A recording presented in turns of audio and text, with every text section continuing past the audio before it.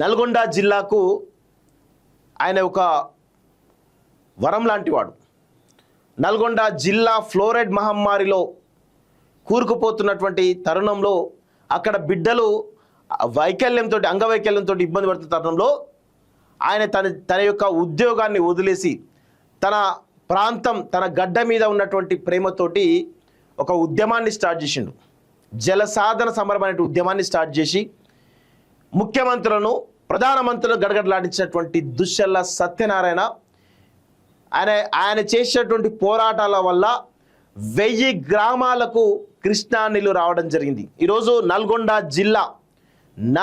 జిల్లా ఈరోజు మంచినీళ్ళు తాగుతుంది అంటే 100% దానికి పునాదులు వేసింది, దానికి కారకులైంది దుశ్శల సత్యనారాయణ లాంటి పోరాట యోధులు.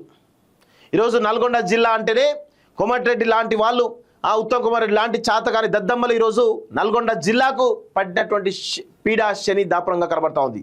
కానీ ఏనాడు కూడా పదవులకు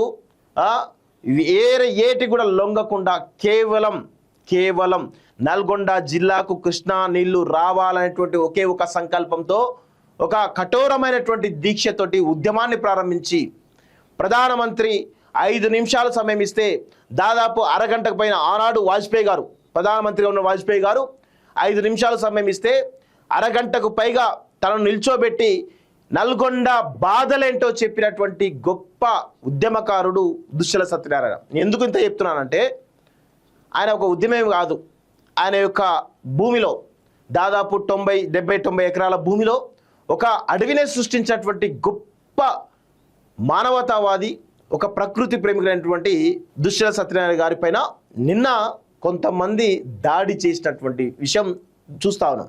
సో ఆ దాడి ఏంటి, దానికి సంబంధించిన వివరాలు ఏంటి అనేటువంటి దాంట్లో ఈరోజు కొన్ని విషయాలు మీకు చెప్పడం ప్రయత్నిస్తా. ఇది దుశ్శల సత్యనారాయణ గారి ఫోటో. సో ప్రకృతి ప్రేమికుడు దుశ్శల సత్యనారాయణ గారిపై కర్రలు గొడ్డలతో దాడి, గొర్రెల కాపల దుర్మార్గం, ఆయన అభివృద్ధి చేసినటువంటి 70 ఎకరాల అడవిలోనే ఘటన, గొర్రెలు మేపొద్దు చెట్లు కొట్టద్దు అని వారించినందుకే ఈరోజు ఆయన దాదాపు 76 ఎకరాల అనేటువంటి ఒక అడవి ప్రకృతి సృష్టించినటువంటి గొప్ప ప్రకృతి ప్రేమికుడు ఆయన. సో ఆయన పైన నిన్న గొర్రెల కాపర్లు గొర్రెల మందని తీసుకొస్తుంటే వద్దు అని వారించినందుకు గొర్రెల కాపర్లు ఆయన పైన దాడి చేసి ఈరోజు ఆయన కొంత పరిస్థితి విషమంగా ఉన్నట్టుగా తెలుస్తూ ఉంది. సో మరి ఆయన తొందరగా రికవరీ కావాలి. ఇలాంటి వాళ్ళు సమాజానికి ఆదర్శంగా నిలుస్తూ ఉన్నారు.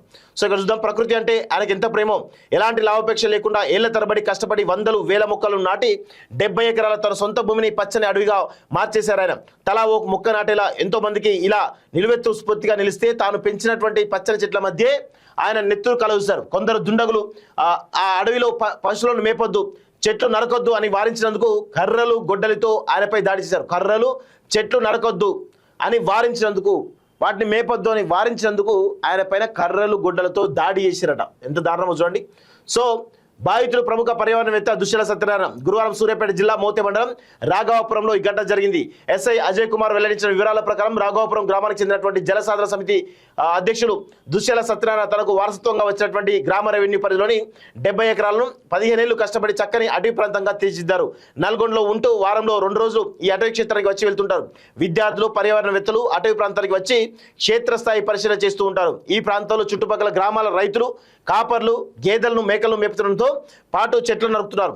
గురువారం రాఘవాపురానికి చెందినటువంటి గొర్రెల కాపర్లు బయ్య గంగయ్య మల్లయ్య అడవిలో చెట్లు నరుకుతూ గొర్రెలు మేపుతుండగా అక్కడికి వెళ్ళిన సత్యనారాయణ ఈ అడవిలోకి రావద్దని, గొర్రెలు మేపొద్దని, చెట్లు నరకొద్దని వారిని అడ్డుకున్నారు.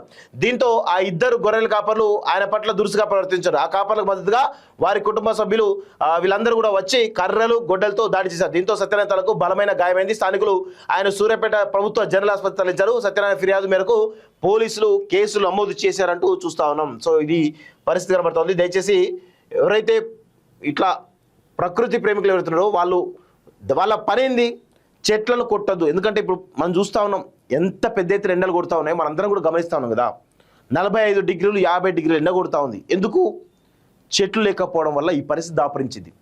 సో చాలా కొద్ది మంది మాత్రమే ఎక్కడో కోటికో ఒక్కడు అని మనం పాడుకుంటాం కదా, అలా కోటికొకరు ఈ చెట్లను ప్రేమిస్తూ చెట్లను పెంచుతూ ఉంటారు.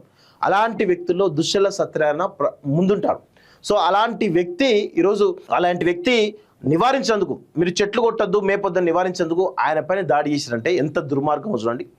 ఇమీడియట్గా వాళ్ళపైన క్రిమినల్ కేసులు పెట్టి జైలుకు పంపించేటువంటి ప్రయత్నం చేయాలని చెప్పేసి కూడా ఈరోజు ఖచ్చితంగా కాలోజీ టీవీ డిమాండ్ చేస్తూ ఉంది. ఇలాంటి వాళ్లకు నాణ్యమైనటువంటి వైద్యం చేయించాలని చెప్పేసి కూడా ప్రభుత్వం డిమాండ్ చేస్తా ఉన్నాం. ఎందుకంటే వాళ్ళు సమాజానికి ఆదర్శం. వాళ్ళ వల్ల నల్గొండ జిల్లాలో 1000 గ్రామాలకు నీళ్ళు వచ్చినాయి ఆయన పోరాటం వల్ల.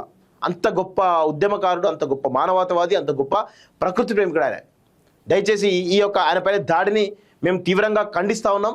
వెంటనే ఎవరైతే ఆయనపై దాడి చేసినటువంటి దుండగులు ఎవరైతున్నారో వారిపైన కఠినమైన చర్యలు తీసుకోవాలి. ఇమ్మీడియట్గా దుశ్శాల సత్యనారాయణ గారికి మెరుగైనటువంటి వైద్యం అందించాలని చెప్పేసి కూడా ఈరోజు కాలోజీ టీవీ కోరుతా ఉంది ప్రభుత్వాన్ని.